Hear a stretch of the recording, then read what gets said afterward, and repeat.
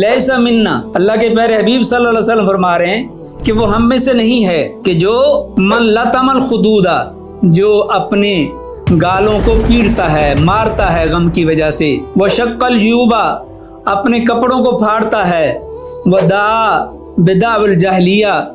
اور جاہلیت کی آوازیں نکالتا ہے، اگر وہ بیان کرنے والا مرد ہو یا عورت ہو، اس حالت میں دنیا سے چلا گیا کہ اس نے اپنی یہ عادت نہ چھوڑی ہوئی اور یہ ماتم کرنا اور بین ڈالنا یہ اس نے نہ چھوڑے، تو قیامت والے دن اسے تار کول کا لباس پہنایا جائے گا۔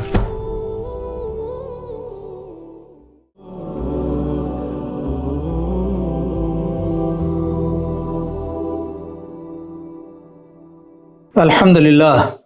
للہ رب العالمین والعاقبۃ للمتقین والصلاة والسلام علی رسولہ الکریم، اما بعد، قال اللہ تبارک و تعالی یا ایھا الذین آمنوا استعینوا بالصبر والصلاة ان اللہ مع الصابرین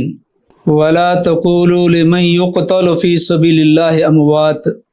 بل احیاء ولکن لا تشعرون وَلَنَبْلُوَنَّكُمْ بِشَيْءٍ مِّنَ الْخَوْفِ وَالْجُوعِ وَنَقْصٍ مِّنَ الْأَمْوَالِ وَالْأَنفُسِ وَالثَّمَرَاتِ وَبَشِّرِ الصَّابِرِينَ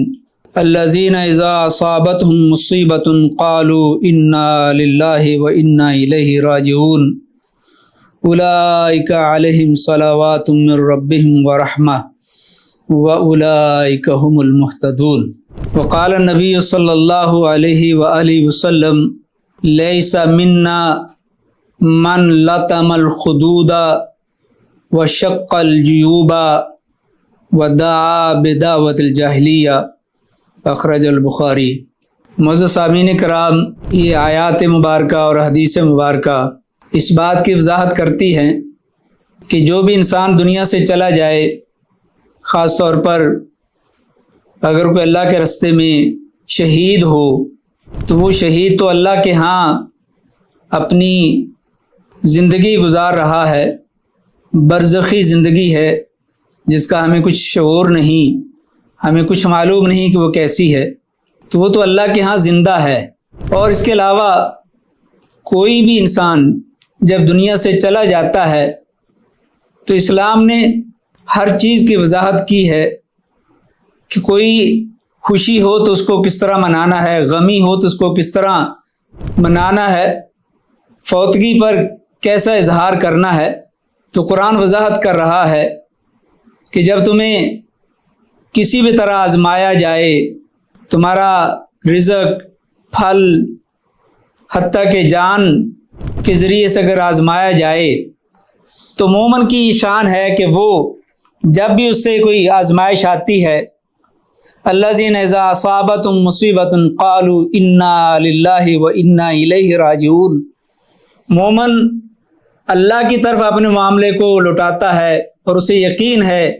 کہ ہر معاملہ اللہ کی طرف سے آتا ہے، اللہ کی طرف انسان نے بھی لوٹنا ہے، ہر معاملہ بھی اللہ کی طرف ہی جانے والا ہے۔ تو ان کے بارے میں قرآن کہہ رہا ہے اولئک علیہم صلوات من ربہم ورحمہ، تو ایسے لوگوں کے لیے اللہ کی طرف سے ان کے لیے دعائیں ہیں اور رحمت ہے، وَأُولَٰئِكَ هُمُ الْمُهْتَدُونَ، اور یہی لوگ ہدایت یافتہ ہیں۔ تو مومن کی زندگی کا ہر پہلو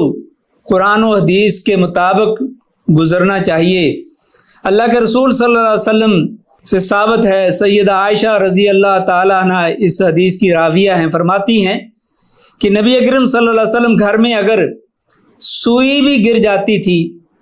سوئی کی گرنے کی بھی پریشانی آپ کو لاحق ہوتی تھی، تو آپ فوراً انا للہ و انا الیہ راجعون پڑھتے تھے۔ ہر غم، ہر پریشانی، ہر دکھ، مصیبت کے وقت آپ انا للہ و انا الیہ راجعون پڑھتے تھے۔ تو یہ ہمیں تعلیمات دی جا رہی ہیں کہ اگر کسی کو کوئی بھی غم، چاہے وہ ادنا سی چیز کے گم ہونے کی شکل میں ہو یا کسی بڑے سے بڑے قریبی کے دنیا سے فوت ہو جانے کی شکل میں ہو، تو انسان کو اس کے اوپر آہ و بکا، گریہ و زاری اور نوحہ ماتم کرنے کی بجائے اسے چاہیے کہ وہ صبر کرے، ان اللہ مع الصابرین، کیونکہ اللہ صبر کرنے والوں کے ساتھ ہے۔ اور دین ہمیں یہ تعلیم دیتا ہے کہ وہ انا للہ و انا الیہ راجعون پڑھے، نہ کہ اس پر نوحہ کرے، ماتم کرے، گریہ وزاری کرے، اپنے کپڑوں کو پھاڑے، اپنے جسم کو نوچے یا کسی اور طریقے سے غم کا اظہار کرے۔ یہ اسلام ہمیں اس کی تعلیمات نہیں دیتا، بلکہ اسلام تو یہ کہتا ہے، صحیح بخاری کی حدیث مبارکہ جو ابھی میں نے آپ کے سامنے پڑھی ہے، لیس منا، اللہ کے پیارے حبیب صلی اللہ علیہ وسلم فرما رہے ہیں کہ وہ ہم میں سے نہیں ہے، کہ جو من لطم الخدودا، جو اپنے گالوں کو پیٹتا ہے، مارتا ہے غم کی وجہ سے، وہ شق الجیوبا، اپنے کپڑوں کو پھاڑتا ہے، ودعا بدع الجاہلیہ، اور جاہلیت کی آوازیں نکالتا ہے، جیسے عام طور پر معاشرے میں ہوتا ہے کہ کوئی فوت ہو جاتا ہے تو عورتیں خاص طور پر اور مرد عام طور پر اس کے اوپر بین کرتے ہیں، نوحہ کرتے ہیں، آوازیں کستے ہیں، اس کے نیک کاموں کو یا اس کی جو بھی صفات ہوتی ہیں ان کو یاد کر کے اونچی اونچی روتے ہیں اور اپنے کپڑے پھاڑتے ہیں، سر پر مٹی ڈالتے ہیں، سینہ کو بھی کرتے ہیں،